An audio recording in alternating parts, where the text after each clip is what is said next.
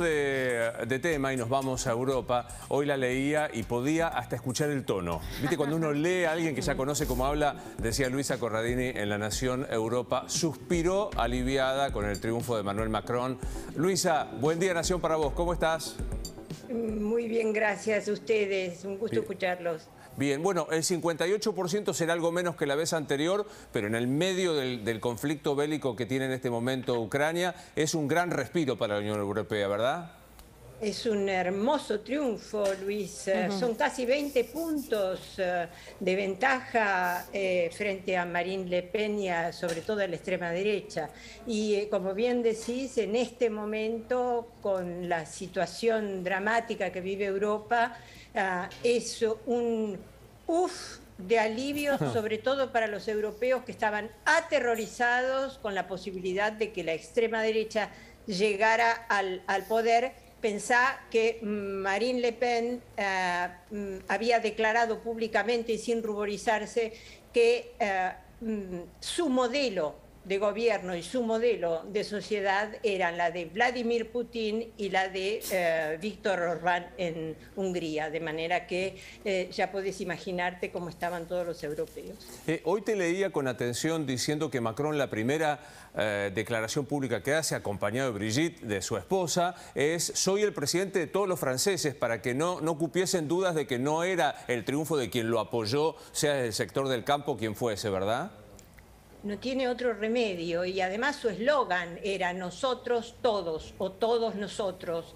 Él es consciente, perfectamente consciente del rechazo que provoca en un gran sector de la población, el sector más precarizado. ¿Por qué? No te lo puedo decir, Luis, porque en realidad yo creo que es mucho más profundo que esa crítica que le hacemos a Macron de ser un personaje jupiteriano, de ser extremadamente seguro de sí mismo, de ser el buen alumno de la clase. Yo creo que esto es un fenómeno mucho más profundo, que no es solamente una realidad en Francia, sino en toda Europa y probablemente en todo el mundo. Yo no sé qué es lo que van a poder hacer los dirigentes democráticos para resolver este problema, pero te lo puedo dar en una sola cifra, este problema. Los chicos jóvenes de 18 a 24 años se abstuvieron en casi 45%. Wow. Es la mitad del electorado. Date cuenta cómo haces para reenamorar a ese sector social que es el futuro de las sociedades con la política, con la obligación ciudadana, con los derechos y con los deberes. La verdad es que es una pregunta muy complicada de responder. Luisa, sacó un no despreciable 41%, si la memoria no me falla, Marine Le Pen. Ahora es un nuevo fracaso frente a Macron. ¿Es el fin de su carrera política? Y la pregunta es si la derecha se va a hacer más derecha a lo Mélenchon o crees que tiene todavía vida política la señora Le Pen. De ninguna manera, esto no es el fin, todo lo contrario. Si hubieses escuchado anoche a Marine Le Pen, en realidad había triunfado y en el fondo no está tan equivocada, porque es el mejor resultado que obtuvo en 30 años de carrera política, es el mejor resultado que obtuvo el Frente Nacional de su padre y el de ella, ¿no es cierto?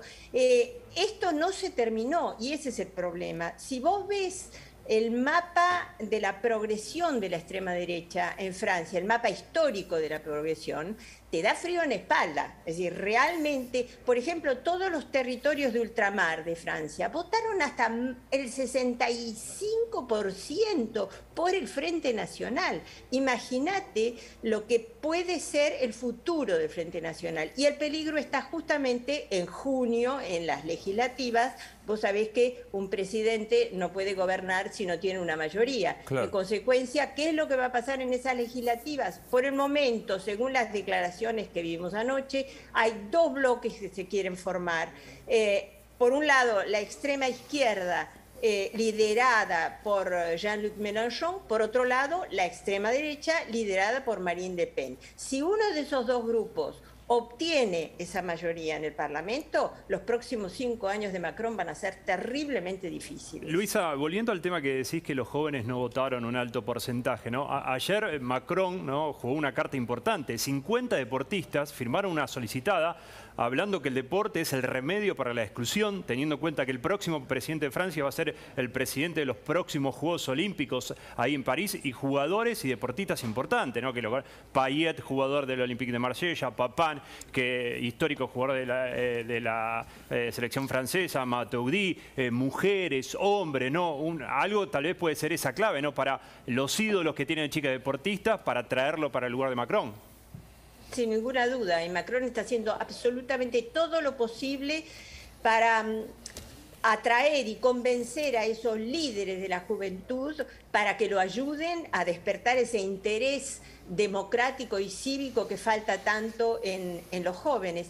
Yo suelo decir que esto es un fenómeno de estas nuevas sociedades 2.0, donde todo pasa tan rápido y la gente reflexiona de una manera completamente diferente, donde el mundo se ve en negro y blanco. Y no me traigas demasiados problemas porque la democracia es muy complicada, es muy difícil. Entonces, mejor yo prefiero creer en Marine Le Pen, que me dice que dentro de 6 meses vamos a ser todos maravillosamente millonarios y vamos a tener todo lo que quisimos durante la vida. Ese es el drama. ¿Cómo se resuelve? Se resuelve por infinitos medios, pero yo creo que sobre todo enseñándole a los chicos lo que es ser un ciudadano en la escuela, porque es muy difícil después volver atrás cuando vos llegaste a los 30 años y no crees en nada. Claro. Luisa, como siempre un placer, y te seguimos leyendo en La Nación. Me quedará para siempre el reflejo republicano que tuvo Francia en esta última elección, así que gracias por estar con nosotros. Gracias a ustedes. Hasta luego. Bueno, pronto. Salimos de París, nos tomamos el tren. En 6 horas estamos en Torino, la ciudad de mi papá.